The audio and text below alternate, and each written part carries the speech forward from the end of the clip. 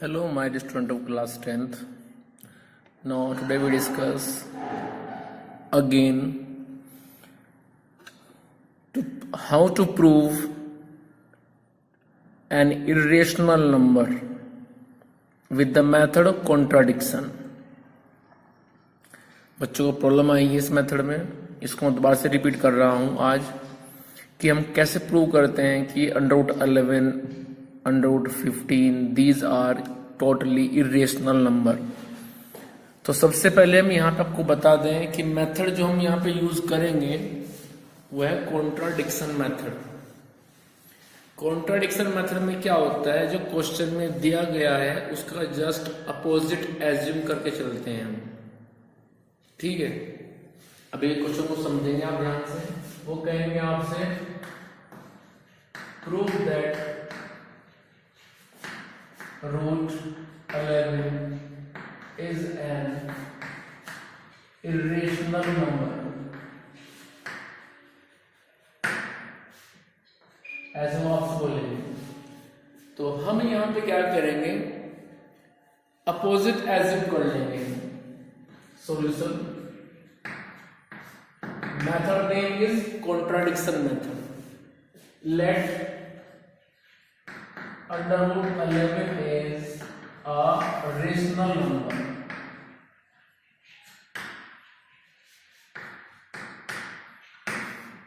हम √11 को एक रेशनल नंबर एज्यूम कर लेंगे। जब √11 को हम एक रेशनल नंबर एज्यूम कर चुके हैं, this implies √11 can be written in the form of P/Q। क्योंकि P/Q क्या होता है, वो होता है हमारे अकॉर्डिंग एक rational number where P and Q both are integer, Q never equals to 0 and common divisor of P and Q is 1. So cross multiplication, by cross multiplication P equals to √11 Q. This is first. अब इसके बाद squaring on the both side.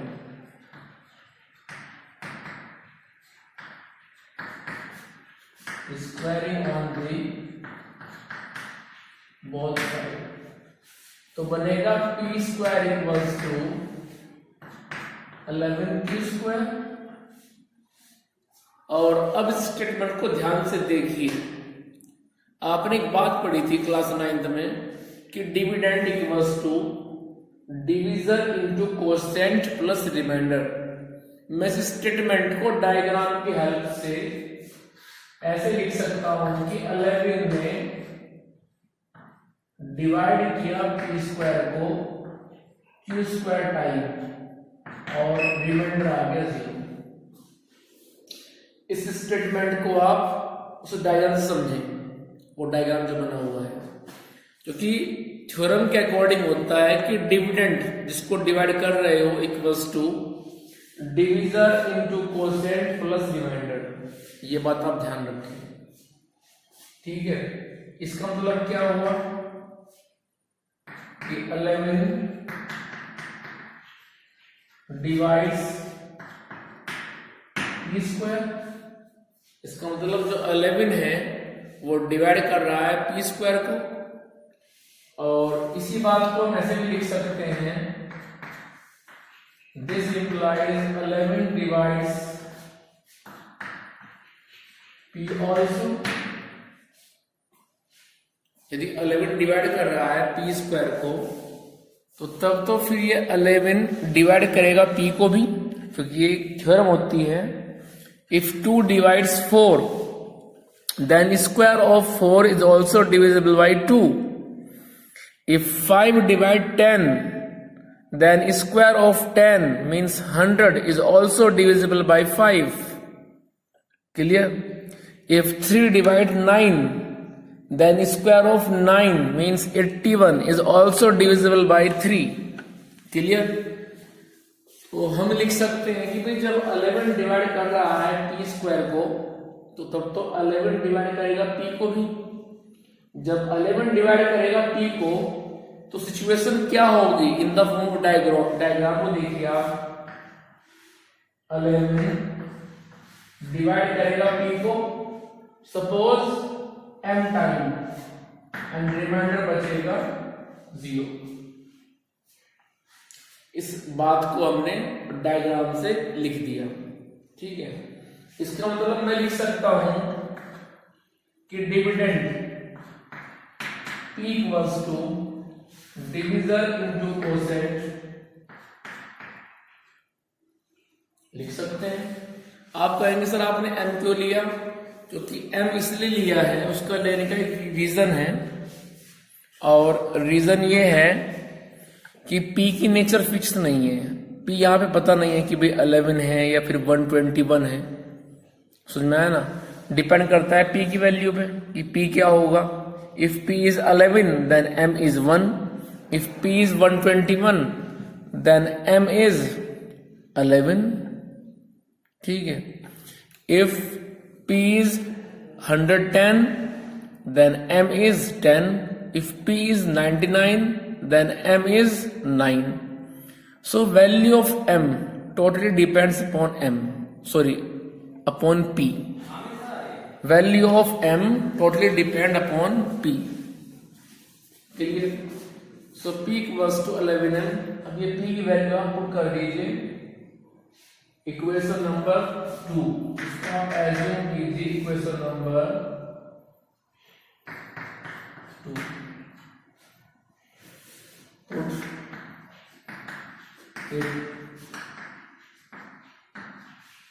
into equation second में रखिए p value, तो ये बनेगा मेरे पास में 11m square equals to 11q square. इसको और सॉल्व कीजिए 121m square equals to 11q square. 11 से कट जाएगा 11 time, so 11m square equals to q square. और इसी बात को हम लिख सकते हैं कुछ इस तरह से कि q square equals to 11m square. अब समझिए इस बात को, जैसे आपने ये बात समझी थी सेकेंड इक्वेशन और ये थर्ड, इसको आप थोड़ा मान सकते हैं। Third equation and second equation दोनों को आप देखिए। चलिए इस स्टेटमेंट को मैं ऐसे लिख सकता हूं कि 11 ने डिवाइड किया q स्क्वायर को m स्क्वायर टाइम। ठीक है, चलिए आगे। This implies 11 divides, this implies 11 divides q square. This implies 11 divides q also.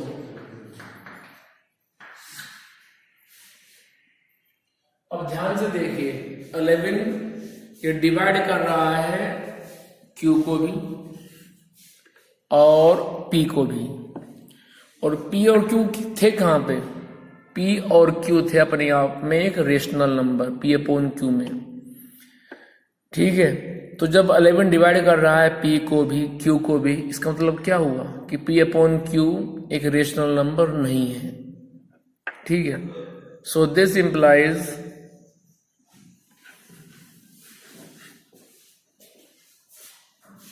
this implies 11 divides both p and q. This implies p upon q is not a rational number.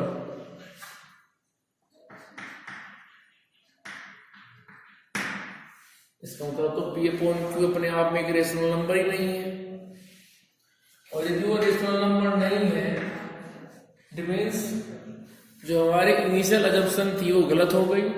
This implies our initial assumption is wrong So this implies under root 11 is an irrational number. इसका मतलब जो under root 11 है वो अपने आप में totally irrational number है। जल्दी से ले लीजिए स्क्रीनशॉट, मुझे फिर आगे चलना है, बोर्ड रफ करना पड़ेगा, जल्दी करें।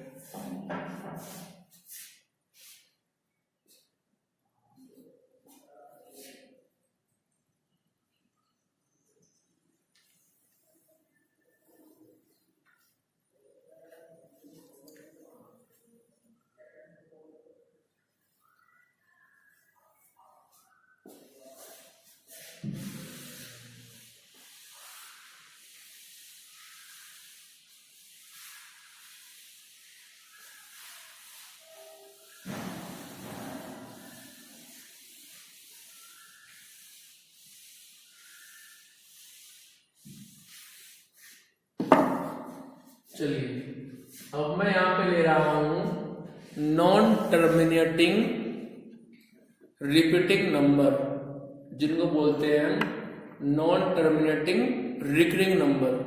तो मैं फिलहाल यहां पे लेके चल रहा हूं non terminating recurring number. Representation of, ये टॉपिक दोबारा से करा रहा हूं, representation of non terminating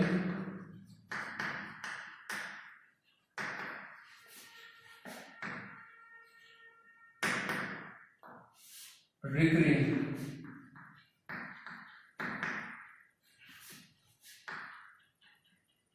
number into P upon Q form. एक नॉन टर्मिनेटिंग रिकरिंग नंबर को कैसे रिप्रेजेंट करेंगे हम P अपॉन Q की फॉर्म में, वो जरा सीखते हैं। तो आइए जरा, मान लीजिए मेरे पास में एक नंबर है 46.4.019, ये मेरे पास एक क्वेश्चन है। तो सबसे पहले क्या करेंगे, इसको आप लेट x इक्वल्स टू, थोड़ा स्पेस देंगे, 464.019191919 इस तरह से, क्योंकि डेसिमल के बाद 0 के ऊपर बार नहीं है, केवल 1 और 9 के ऊपर बार है। सो 1 9 कंटिन्यूअसली रिपीट हो रहे हैं। चलिए आगे, अब क्योंकि रिपीटिंग केवल 2 डिजिट हो रही हैं 1 और 9, सो आप मल्टीप्लाई करेंगे इसमें 100 से, लेफ्ट में 100 से राइट में। चलिए तो बनेगा 100x इक्वल्स टू, डेसिमल के नीचे लगाओ डेसिमल। अब आप जब किसी डेसिमल नंबर में मल्टीप्लाई करेंगे 100 से, तो क्या होगा, जो वो डेसिमल है वो 2 प्लेस जंप कर जाएगी, वो आगे की तरफ खिसक जाएगी। ठीक है, इट मीन्स ये नंबर बन जाएगा 4640 पॉइंट। ठीक है, 4640 पॉइंट।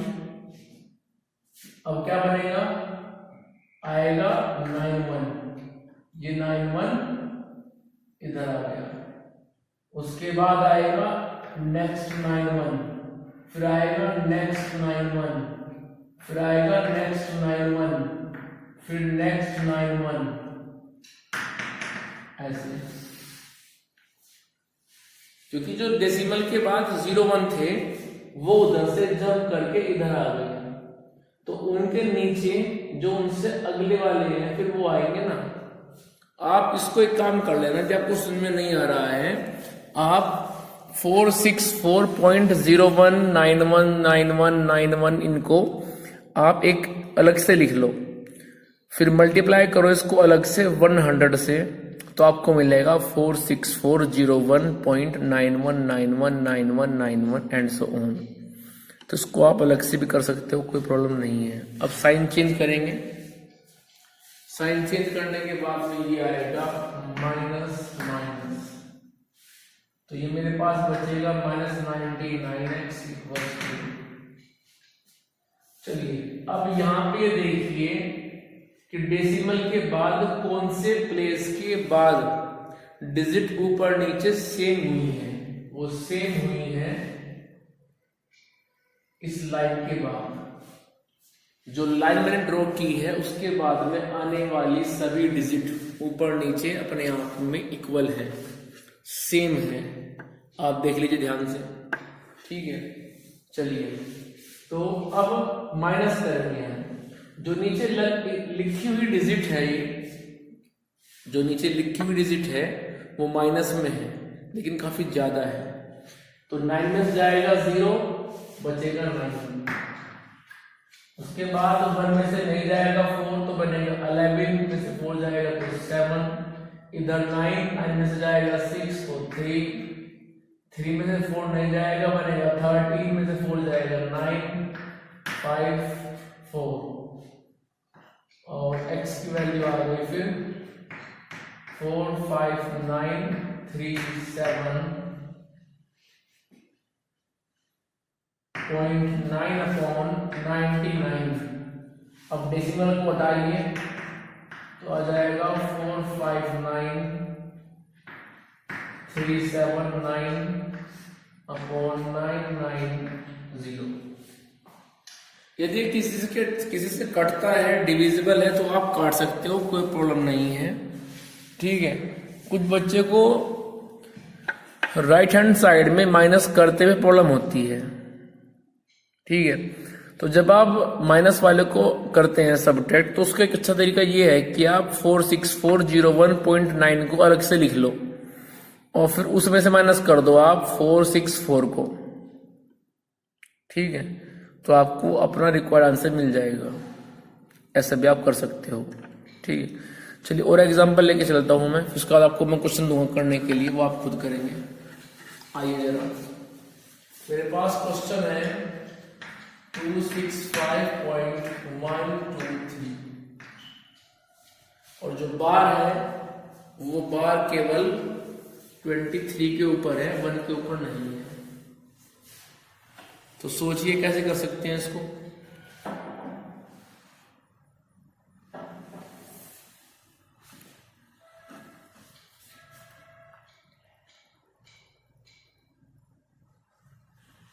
देखिए सबसे पहले हम इसको एज्यूम कर लेंगे,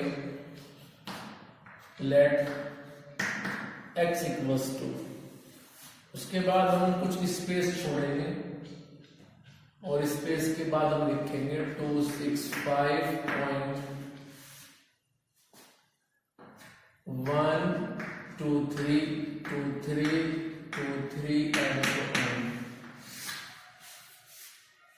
ठीक है।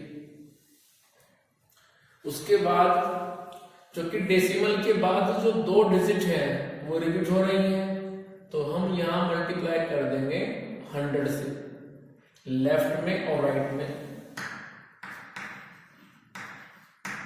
तो ये बनेगा 100x और इधर आ जाएगा फिर डेसिमल के नीचे आप लिखेंगे डेसिमल, डेसिमल के बाद की जो 2 डिजिट हैं वो हो जाएंगी रिपीट, सॉरी वो जंप करके राइट से लेफ्ट में आ जाएंगी, तो बन जाएगा 1 2 5 6 2, ठीक है।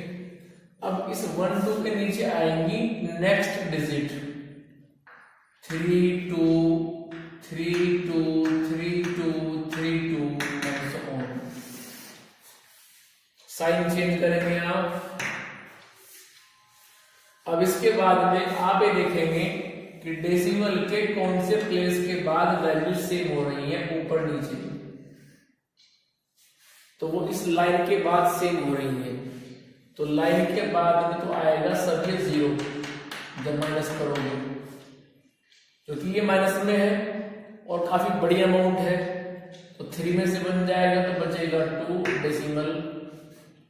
अब उसके बाद में 12 में से जाएगा 5 तो बचेगा 7, फिर 11 में से सॉरी या तो 0 हो चुका तो बनेगा 10 में जाएगा 6 तो बचेगा 4, यहाँ बचा है 4 में जाएगा 2 तो बचेगा 2, 6, 2 माइनस,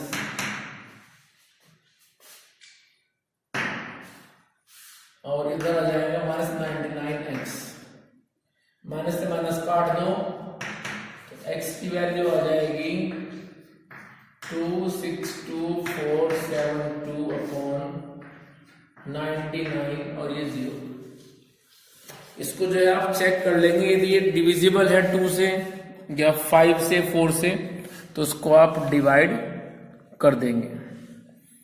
चलिए अब मैं आपको कुछ वर्क दे रहा हूं घर के लिए, जल्दी से आप लीजिए स्क्रीनशॉट, फिर मुझे आगे चलना है। जल्दी से लीजिए स्क्रीनशॉट।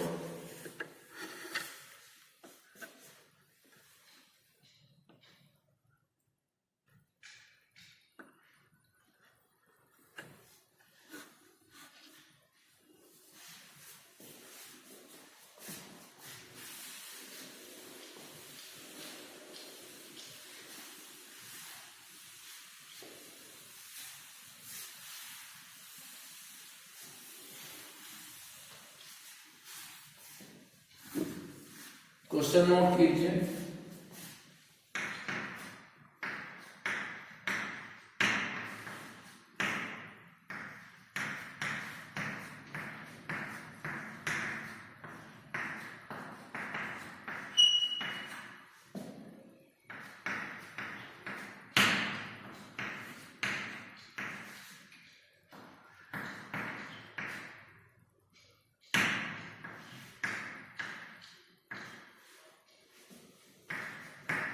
फोर 755.467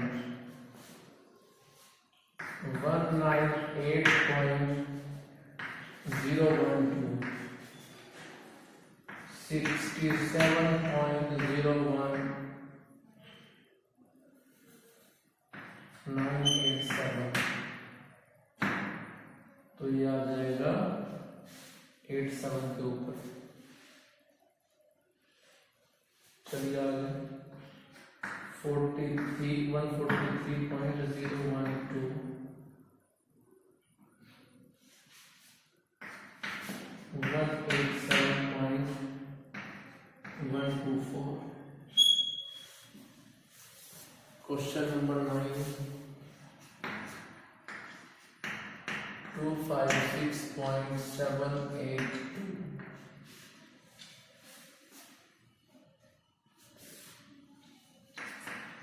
10 167.980। तो ये क्वेश्चन है जो आपको करने हैं, ये आपका होमवर्क है। और यदि कोई क्वेश्चन नहीं होता है, कोई क्वेरी है तो आप मुझसे पूछ सकते हैं, मुझे व्हाट्सएप कर सकते हैं क्वेश्चन का फोटो खींच करके। कोई प्रॉब्लम जहाँ पे भी आ जाए you can ask frequently on my WhatsApp number, on my personal number contact कीजिए और अपनी बात को रखिए, ठीक है। So if you have any problem then you can ask me, no problem. तो इस तरह से 10 क्वेश्चन है। इससे पहले आपको मैंने क्वेश्चन करने के लिए दिए थे, उसमें कुछ क्वेश्चन बच्चों से नहीं हुए थे। तो जो इससे पहले आपको होमवर्क नहीं हो पाया है, जो क्वेश्चन नहीं हो पाए हैं, वो आप मुझे व्हाट्सएप कर दीजिए, उनको मैं नेक्स्ट वीडियो में करवा दूंगा, ठीक है। अपनी जो एनसीईआरटी है साथ में आरडी ले लें, क्योंकि एनसीईआरटी में सफिशिएंट मैटर नहीं है, प्रैक्टिस के लिए एनसीईआरटी अच्छी नहीं है। आप आरडी में जाएं, आपको एक ही टाइप के क्वेश्चन मिलेंगे वहाँ पे बहुत सारे, और उन क्वेश्चंस को आप करें। हो सकता है कि वो क्वेश्चन आपसे एक बार में ना भी हो तो कोई प्रॉब्लम नहीं है। जो क्वेश्चन आपको वहाँ पे नहीं हो रहे हैं आपसे आरडी में, उनको भी आप मुझे बता देना, उनको मैं करा दूंगा। लेकिन बस एक ही बात है कि वह है आपकी मेहनत। आप मेहनत करते रहें, नोटबुक बनाते रहें, क्योंकि नोटबुक यदि मेंटेन नहीं होगी तो फिर प्रिपरेशन किस में होगी एग्जाम से पहले। तो सभी सब्जेक्ट की जो नोटबुक टीचर बनवा रहे हैं उनको आप बनाएं, ठीक है।